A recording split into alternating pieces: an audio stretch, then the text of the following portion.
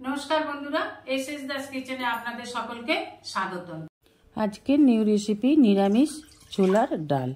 एखाने आमि 300 ग्राम छोला डाल 2-3 घंटा आगे भिजिए रेखेछिलाम। डालटा खूब भालोभाबे भिजे गेछे, एबार सिद्ध करे निते हबे। ओभेने कड़ा बसिए दिए देबो जल, दिए देबो छोलार डालगुलोके। एबार दिए देबो परिमाण मतन लवण, दिए देबो 1 टीस्पून हलुद और दिए देबो खाबार सोडा। खाबार सोडा दिले ताड़ाताड़ी डालटा सिद्ध हये जाबे। एबार सब उपकरणगुलोके दिए एबार ढाका दिए देबो। जखन डालटा फुटे उठबे, फेनाटा आरेकटु बेशी हये जाबे, तखन जलटा फेले दिते हबे।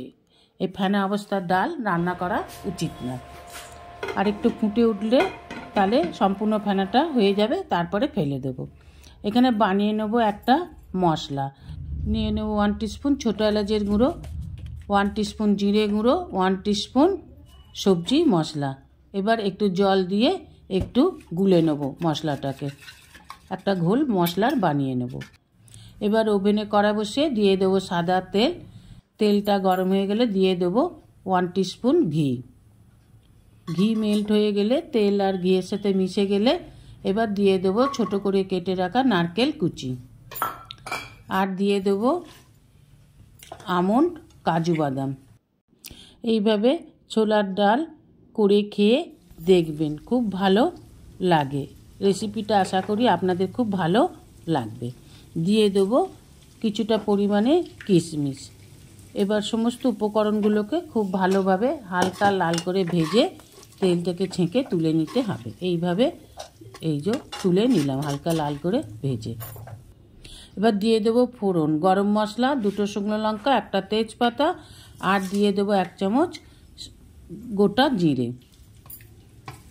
দিয়ে দেবো আদা বাটা, দিয়ে দেবো মশলা ঘোলটা যেটা আগে বানিয়েছিলাম। এবার ভালোভাবে মশলাটাকে ভেজে নেব। মশলাটা ভাজা হয়ে গেলে দিয়ে দেবো আগে থেকে সিদ্ধ করে রাখা ছোলার ডালটাকে। ছোলার ডালটা মশলার সাথে খুব ভালোভাবে নেড়ে দিয়ে দেবো পরিমাণ মতন জল।